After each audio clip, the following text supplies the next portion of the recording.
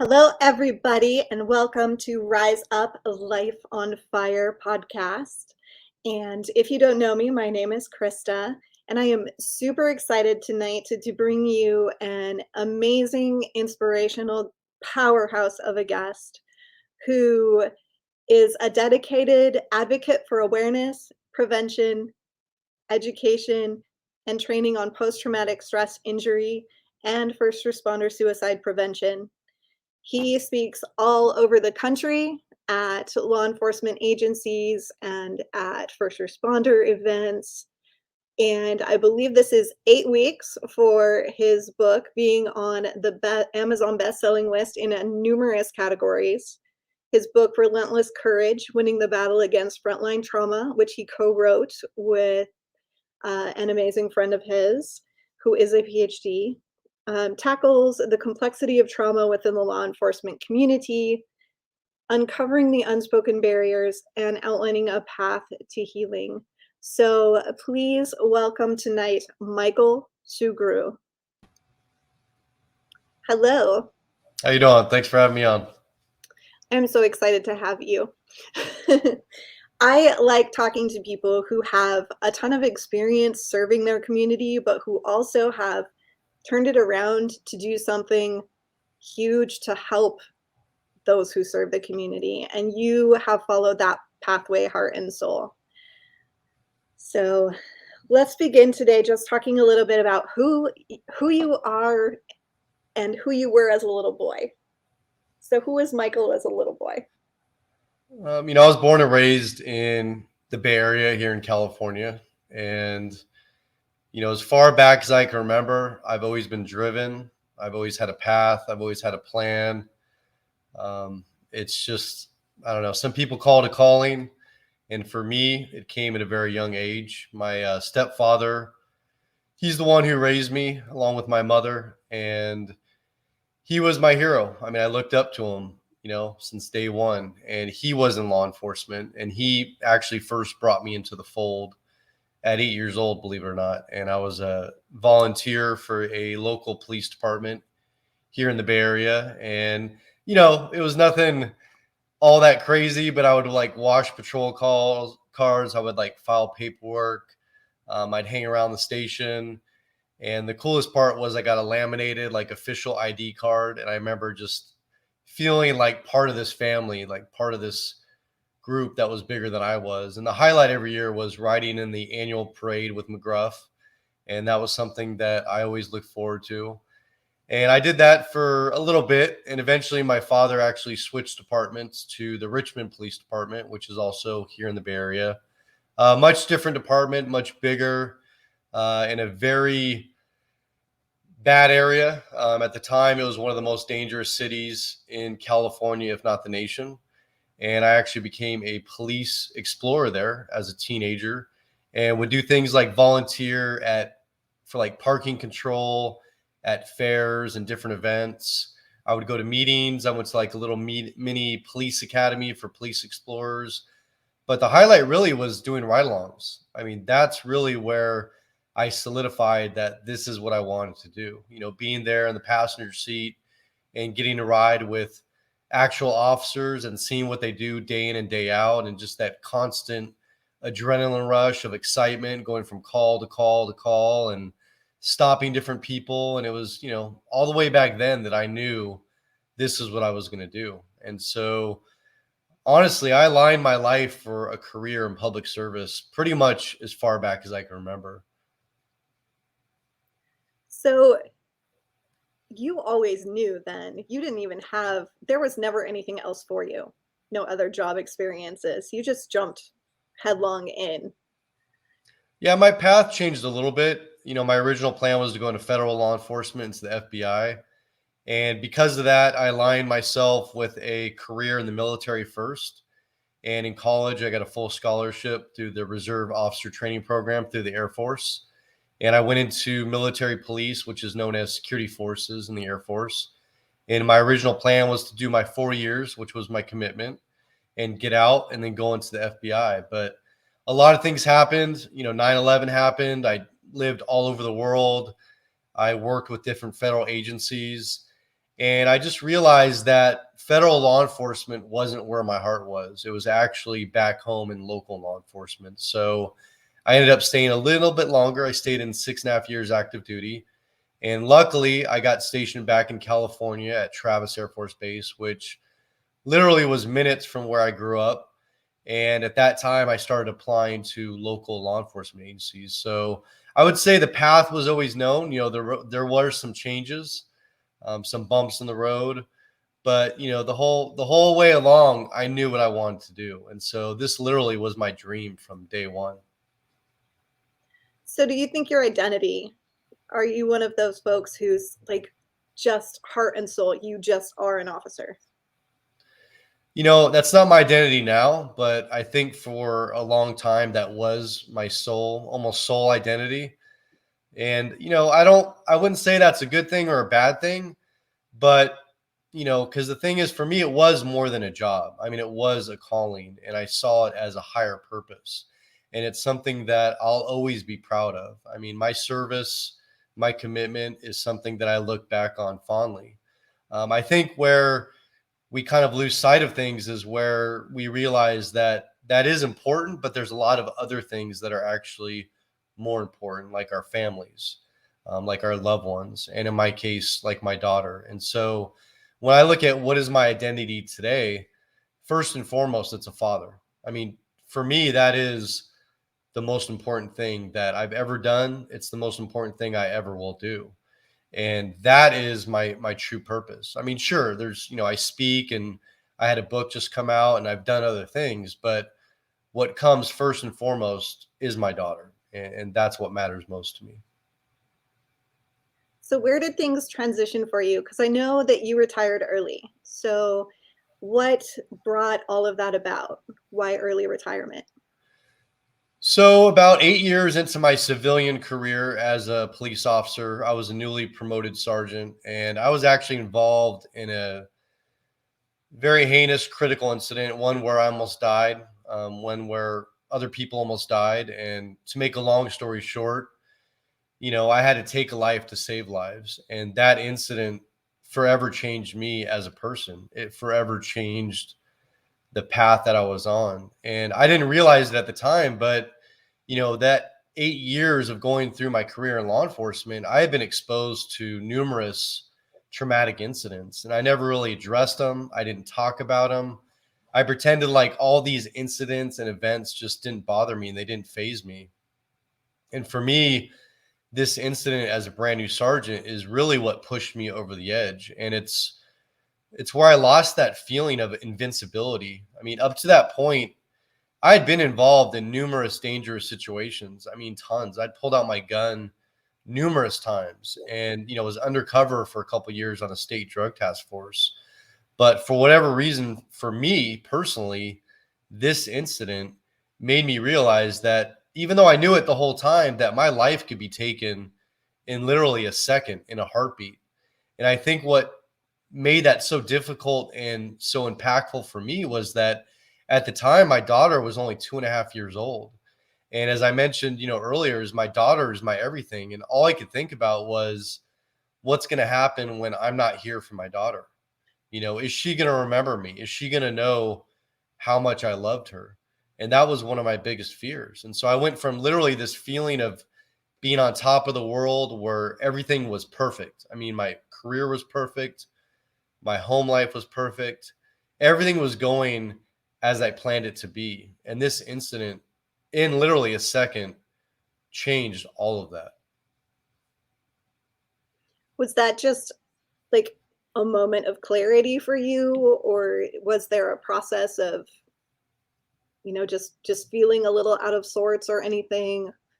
Was it I just wouldn't say it was a moment of clarity. I mean, the only thing that was clear immediately was that I almost died. And, what happened is there was a series of events where my life started to spiral downward. And so, there were signs and symptoms of what I call post-traumatic stress injury, things where I immediately felt disconnected. I started isolating.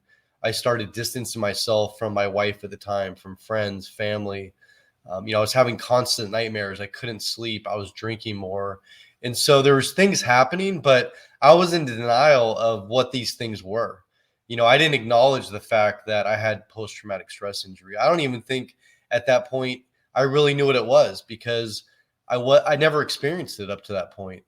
And so, there was ultimately years of suffering in silence because our culture, I was ashamed to ever admit that I had these feelings, or I had this fear of constantly being killed or dying.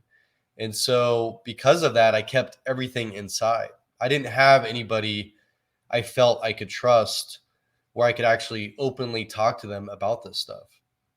And so because of the culture at that time, and it's still, things have gotten better, but it still prevails today, where we simply do not talk about this stuff. We equate being human, talking about our feelings, acknowledging the effects of the job. We acknowledge that as being weak, not as being courageous or being strong. And the reality of it is that, we're all human. And this job is very unique that we have. Being a first responder, whether you're a firefighter, a police officer, a paramedic, a dispatcher, we're literally exposed to hundreds and hundreds of traumatic incidents over years. In some cases now, it could be up to 30 years of a career. Whereas the average citizen, maybe they might have one, maybe two in a lifetime, but yet we have hundreds of on-the-job traumatic incidents. And on top of that, we have all the same normal things at home. We have health problems. We have family members who have health problems, deaths in the family, cancer diagnoses, financial issues. So we're facing the normal things that everybody else does. But on top of that, we're just seeing the negative and the worst of the worst in society day in and day out. And that's what takes a toll on us. I think one of the scariest things is oftentimes as a first responder, you don't know the toll that it's taken until many years later. I remember the first year working in the emergency room, I was the girl who was like, bring it on. Bring me the worst of the worst. I'll take the worst cases. I'd be the volunteer that would, want to be in the trauma room. I would want to take the car accidents that came in because I didn't care what I saw. I didn't care how bad it was. I just wanted to be there and do the job. And I was excited about it. And it wasn't until just even a few years ago that the nightmares started hitting and I started realizing the things that I saw. So it can just sit dormant for a long time and you don't actually even know that accumulation of damage that's happened. So Well, I think a lot of that is that, when we're operational, we're good. I mean, we can operate in the most stressful situations and just go from call to call to call. And what I've seen, not just in my own experience, but in the volunteer work that I do and the people that I talk to across the country, is that oftentimes people don't realize how messed up they are until they actually retire. And usually it's a year, maybe a two in after retirement, where they're not operational now and they have nothing but time on their hands to start thinking about things.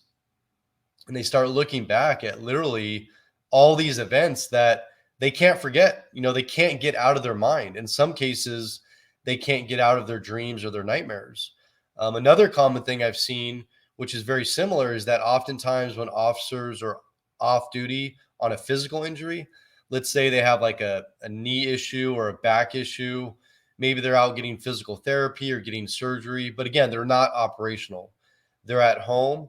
They're now disconnected from their blue family. Their brothers and sisters aren't reaching out to them. They don't have that interaction. They don't have that operational mindset. And that's when, in addition to these physical injuries, they start realizing the actual true toll of the job, the toll of all these traumatic incidents year over year. Was it your experience at all that were you given any informed consent or any preventative training when you first started the job in terms of like an awareness of post-traumatic stress and suicide prevention and mental health awareness? Was any of that present when you started? I remember here in the state of California, the academy I went to, I think it was 880 hours And they have these things called California Post learning domains. They're very specific, these different blocks of instruction. And I do remember a section on mental health, but the thing was, it wasn't geared towards our mental health. It was geared towards dealing with people on the street, the people we called 5150s, or the people that were gravely disabled or a danger to themselves, on how we deal with those people. But there was no discussion or talk of, the reality, the toll that this job's going to take, not just on our health, but on our relationships, on our marriages, on our children. There was no discussion about that. And I can remember everybody just being so gung ho that, all you want to do is learn how to shoot guns. You want to drive cars fast. You want to go through all the different scenarios, like the domestic violence or the DUI, learn arrest and control techniques, defensive tactics. And that's really where the focus is. And of course, the laws and the procedures. And that's, reinforced in the field training program, which is right after the academy. But I think what really would have helped is maybe plant that seed and have senior officers come in, maybe for a couple hours, and literally just be vulnerable, be open, and just talk about the reality of the job, talk about the toll of it, the effect it's had on their mental health, their physical health, on their families, on their different marriages, on their children, plant that seed. But none of that was done. We didn't talk about it. It wasn't discussed. I mean, we know that we can die. We know that we can be killed. I mean, that's the reality. And we train literally over our career thousands of hours on how to prevent being killed, on how to go home safe every night, from the bad guys on the street. But the realities is that we are much more likely to die by our own hands, by suicide, than by any assailant on the street. That's the reality. And yet we don't spend hardly any time training for that, training for our own mental health, training to save our own lives. And that's where we need to start putting our focus and our energy, because we're losing men and women every single day across this country to suicide. And that is a fact. Absolutely. And that is why you're doing what you do. That's why you go and speak at the events that you speak at. Well, my life is dedicated to this because, the facts are that I didn't want to be here at one point, and I didn't want to live anymore. And my life got so dark and I got so desperate that I started putting myself in dangerous situations at work, hoping I died in the line of duty. And it literally took a series of events to pull me out of this darkness. And one of those events was my own very best friend tried to kill himself when I was on duty. And, thank God he survived that, but he's the one that actually saved my life, because he gave me the strength and courage to finally ask for help after years of suffering. And since then, I raised my hand for help at the very end of 2016. And I spent years and years in recovery for post-traumatic stress. And I've done a bunch of different things, from, different week-long retreats for post-traumatic stress injury, to meetings, to therapy, to medications, to medical procedures, to reading, to meditation, to, group exercise therapy. I mean, you name it, I've done it. And the facts are that I'm still doing things today to sustain my recovery. But I'm living proof that no matter how dark your life may be, no matter how desperate you are, there is recovery from this. You can get better. And, the truth is that today I have a much better life than I ever had before. I have a whole new life. And that's why I go across the country, is to show people that they're not alone. The things that I talk about, the feelings that I share, there are countless brothers and sisters across this country who are going through the exact same things, who have felt the exact same feelings, but yet they feel like they're all alone. And the facts are that you're not alone. There are countless resources out there available. And many of those resources are actually listed in the back of my new book. And we will put a link to where you can get the book on the Anchor. When I post the recording for this, you will have ways to get a hold of that book. And I do hope that you do that. He's one of many recent police and fire department personnel stepping up and creating these books to show you their stories, their experiences, and their pathway to healing. So you guys are all getting brave enough to stand up and speak your truth. And that's really important, because the more people who do that, the easier it's going to be. Absolutely. It takes teamwork in this fight. Not one person can do it. And we all need to be out there speaking the truth and just being open and vulnerable about this stuff, because it's human. It's normal. And that's what we need to do, is smash the stigma, normalize this discussion, and just talk about it openly. At Battle to Be, we have a little bit of an odd way of looking at things. We're coming at it from a preventative standpoint, much more than a standpoint of recovery. So we've noticed there's so many resources for recovery, but why are we not training ahead of time? And we want to go all the way back to grade school and literally start teaching people coping skills, resourcing skills, how to regulate your nervous system, how to be aware of stress and to notice when you're feeling stressed out, how to think differently so that you're not just focused on the negative and you can focus on the good that's happening in your world.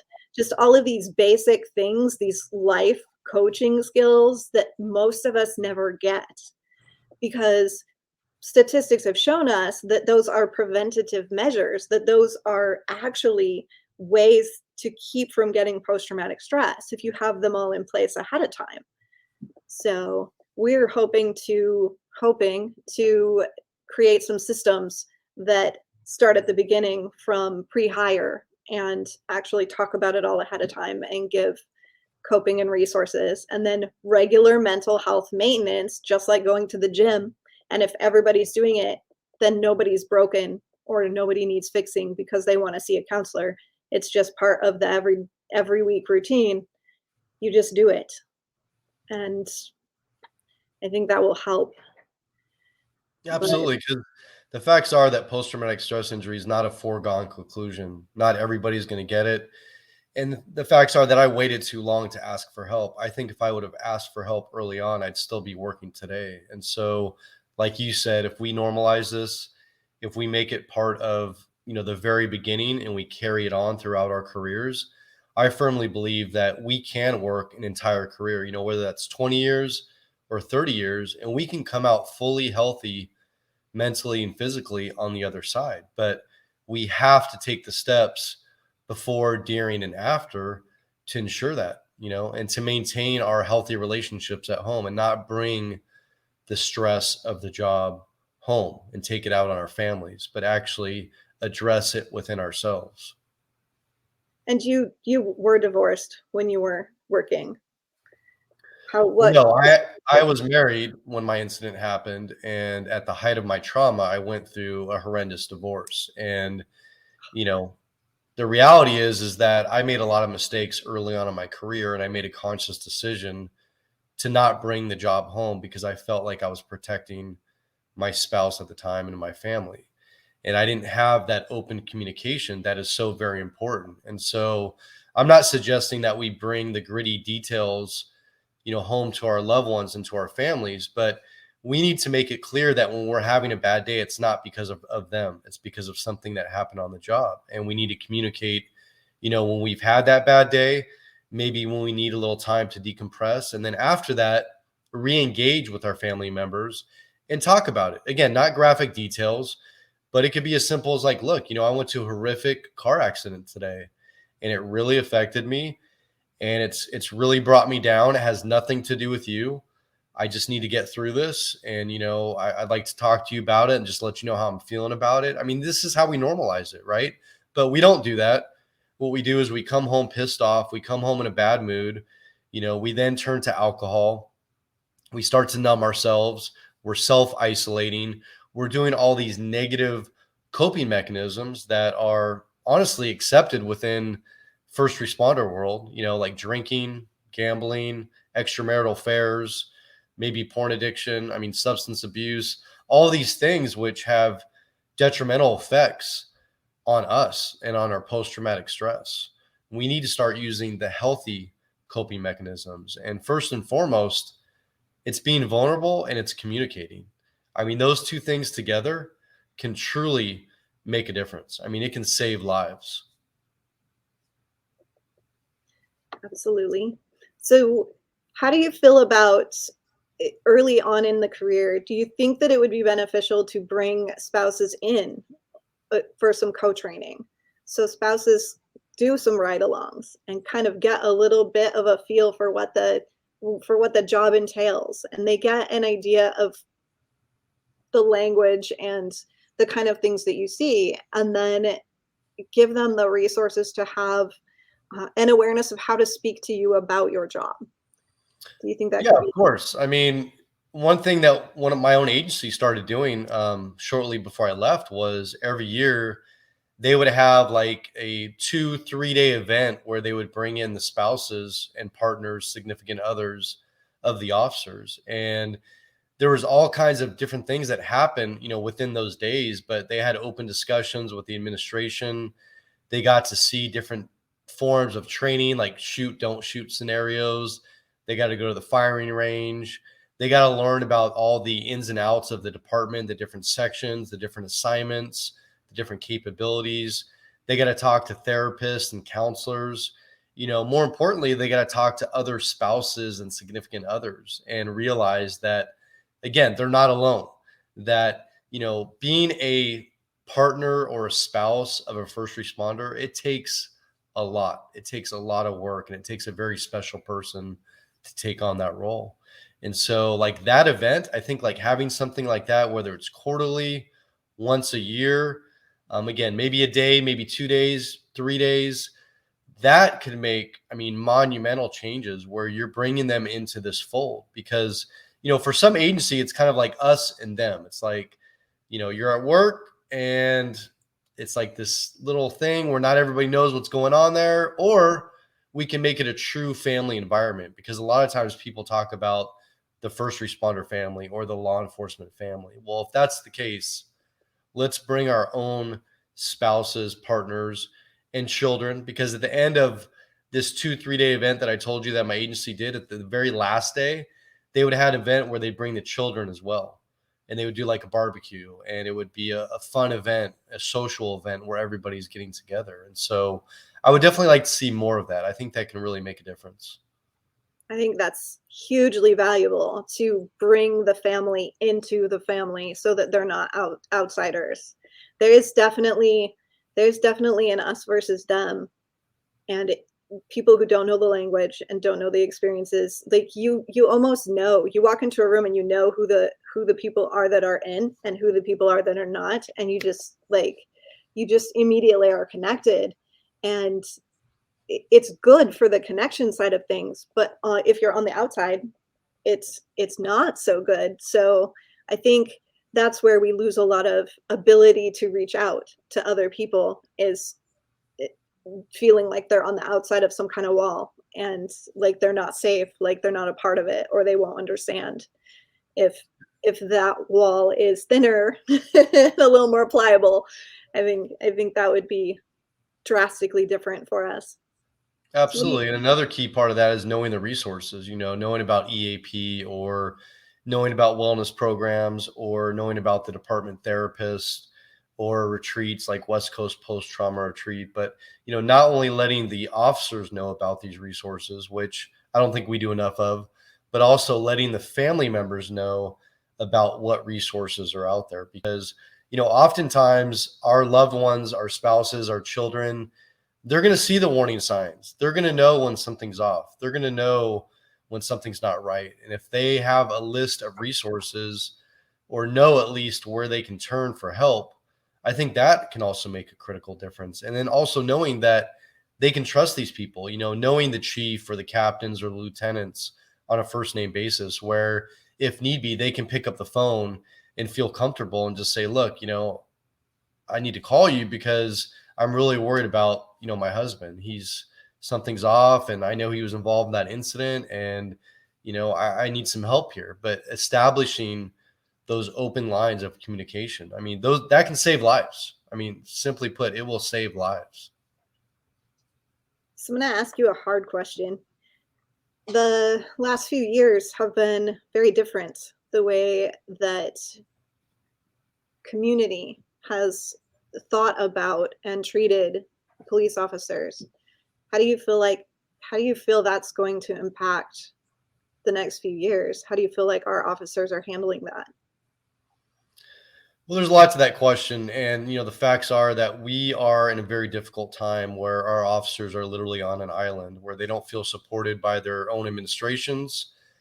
Many chiefs, they have to fall within the politics, and you've got city managers and mayors and council people, sheriffs, all these elected officials. And so there's a lot of political pressure going on. And literally, there's no support at any level. And I'm glad you're bringing that up because we need to also look inward and look at what can we do better to improve this relationship. And even like bringing our families in, we need to bring the public in. We need to educate them on the fact that we are human, educate them on the things that we see and deal with and how it affects us. And that's part of the reason why Dr. Shauna Springer and I wrote this book. First and foremost, it was to save first responder lives and military lives. But this book is not just for first responders, veterans, their loved ones. This book is for everybody. And I've actually, I actually did this myself for a gym I work out with. I reached out to 4 people who I've seen for a while. I didn't know them. They didn't know me. They didn't know what I did. And I actually approached them. They had no affiliation with law enforcement. And to be honest with you, they didn't have, I would say, the best opinion or best views of law enforcement. And I actually had them read this book. And it literally changed their entire perspective on how they look at police officers right now. I'm not saying that that's going to make up for all the bad experiences they had. I'm not saying it's going to erase what things they may have dealt with in their own personal lives. But the fact that by reading this book opened their eyes and changed their perspective and let them see the human side behind the uniform, because that's what we need to do. As agencies, as first responders, we need to see the public see the human side, the real us behind the uniforms. And so we need to do a better job by bringing them in and educating them as to what we have to do and the decisions, the split second decisions in many cases, life or death, that we have to make. And so I think there is hope. I think things are starting to turn around. I think the worst of the worst time was about a year and a half ago. I think we really hit a rock bottom, and times are truly tough right now. But I think the public is starting to realize that first and foremost, we can't defund the police. If anything, we need to fund the police better. We need to provide more resources. We need to provide mental health resources to our officers as well as to those in our community. And so there's different ways that we can work together, both the agency and the public, to make these things happen. So I see things as moving in the right direction, in a positive direction. And I truly have hope that things are slowly starting to get better. Good. And you're noticing a shift departmentally as well with a lot of the people that you're talking to. Some of these more aggressive tactics to bring mental health to the forefront of conversation are starting to be implemented more naturally. They're starting to be accepted more often. Absolutely. And what I love is when I go to a conference full of, police chiefs and sheriffs and the high ups of these departments, and the whole conference is all shaped around officer wellness and mental health. I mean, that shows you that people are starting to listen to this, that they're starting to value it, and that changes are starting to happen. And don't get me wrong, there is still a long ways to go. And depending at where you're at in this country, like California, for instance, even within the state, there's different areas where some areas are much more advanced, much more progressive than others. But I've been to places in the Midwest where honestly, they're behind the times. And I've had officers line up to speak with me after I've given my presentation to talk about how they've been outcasted by their peers and by their higher ups because they did ask for help. And so I do know there's a lot of work to be done, but I also know that there are positive changes being made and things are starting to happen. And because of that, lives are being saved. That's the reality of it. By talking about this stuff, lives are being saved, and that's what matters most. So thank you so much for being here with us. What is the most important thing? What would you want to leave our audience with? It's simple, and that is if you're listening to this or watching it and you're sitting there thinking that you're alone, you're sitting there suffering in silence, just have no hope, no faith, know that it can get better. Know that there is hope, that there is help. But you have to have the strength and courage to raise your hand and ask for that. And I promise you, if you do, and it's not going to be easy, it's not going to be quick, it's going to take a lot of work, it's going to take a lot of perseverance and patience. But there is a whole new life on the other side. Just ask for help, please. You're not alone. Thank you so much. Thank you.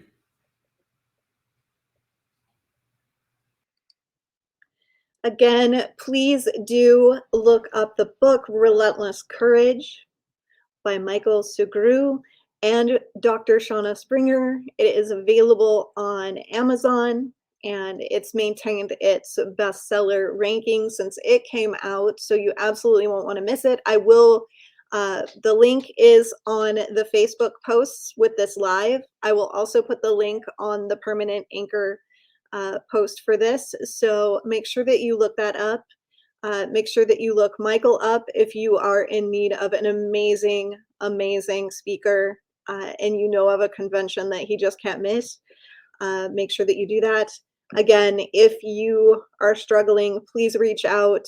We are compiling a list of resources for our website. We have a number of other organizations that we are partnered with or that we are referral partners with, and they also are compiling resource lists. So we are striving to get all of these resources together so that you guys all know, no matter where you are in the country, where you can reach out and what nonprofit organizations are vetted and are offering free services or low-cost services for you and for your families.